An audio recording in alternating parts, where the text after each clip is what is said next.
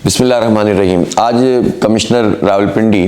لیاقت علی چٹھا نے جو بیان دیا ہے اس کے نتیجے میں ہمارے وہ تمام مطالبات اور خدشات اور تحفظات اور ہمارے تمام وہ حقائق جو ہم لوگوں کے سامنے بیان کر رہے ہیں اور واضح طور پر سامنے آ گئے۔ یہ الیکشن نہیں تھا، یہ تو ایک ڈرامہ تھا، یہ ایک قوم کے ساتھ مذاق،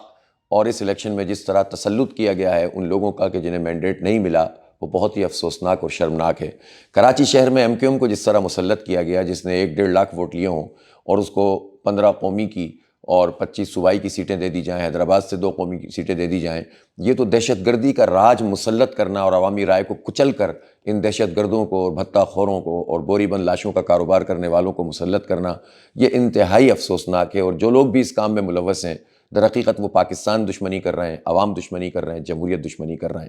جماعت اسلامی کا اب یہ مطالبہ ہے کہ ہمارے پاس اور کون سا دروازہ ہے؟ ٹھیک ہے کہ الزامات تو ہر طرف ہی لگ رہے ہیں، لیکن بہرحال سپریم کورٹ آف پاکستان کو اس کا نوٹس لینا ہوگا۔ چیف جسٹس صاحب، آپ اپنی ہمت کا مظاہرہ کریں اور قوم کے سامنے فارم 45 کی بنیاد پر ایک انکوائری کرنا شروع کریں، ایک کمیٹی بنا دیں ایک بڑے اسکیل پر، اور عدلیہ پر مشتمل ہو، اس کی مانیٹرنگ بھی کی جائے کمیٹی کی، تاکہ کوئی انفلوئنس نہ کر سکے، اور وہ فارم 45 کو بنیاد بنا کر اگر یہ تحقیقات شروع کر دے تو دودھ کا دودھ پانی کا پانی ہو جائے گا۔ پتہ چل جائے گا کہ پنجاب کا مینڈیٹ کس طرح سے تقسیم کیا گیا ہے اور کیسے پورے سندھ میں دھاندلی کی گئی ہے، اور کس طریقے سے جو ہے وہ ان سارے پارٹیوں کو بندر بانٹ کر کے مسلط کرنے کی کوشش کی گئی ہے۔ ہم اپنی جد و جہد جاری رکھے ہوئے ہیں، اور آپ کو معلوم ہے کہ الیکشن کمیشن آف پاکستان میں ہماری پیٹیشنز موجود ہیں، اور ہم ان تمام پارٹیوں کے ساتھ کہ جن کے مینڈیٹ پہ ڈاکہ پڑا ہے ان کے ساتھ مل کر قانونی جنگ بھی لڑ رہے ہیں اور احتجاج بھی کر رہے ہیں۔ لیکن ہم یہ سمجھتے ہیں کہ اب یہ وہ وقت ہے کہ جس میں پاکستان کی جمہوریت کو اور پاکستان کے عوام کو اور پاکستان کے مستقبل کو بچانے کا وقت آ گیا ہے۔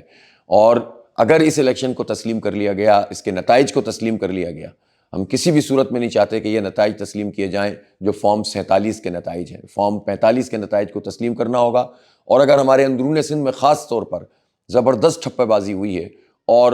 ROs نے بھی اپنا کردار ادا کیا اور پوری انتظامی مشینری نے اپنا کردار ادا کر کے پولنگ ایجنٹس کو باہر نکالا ہے، تو اس کی بھی تحقیقات ہونی چاہیے۔ لیکن فارم 47 کی کوئی حیثیت نہیں ہے، یہ صرف ایک مسلط کردہ مینڈیٹ کا نام ہے۔ فارم 45 کو بنیاد بنا کر چیف جسٹس آف پاکستان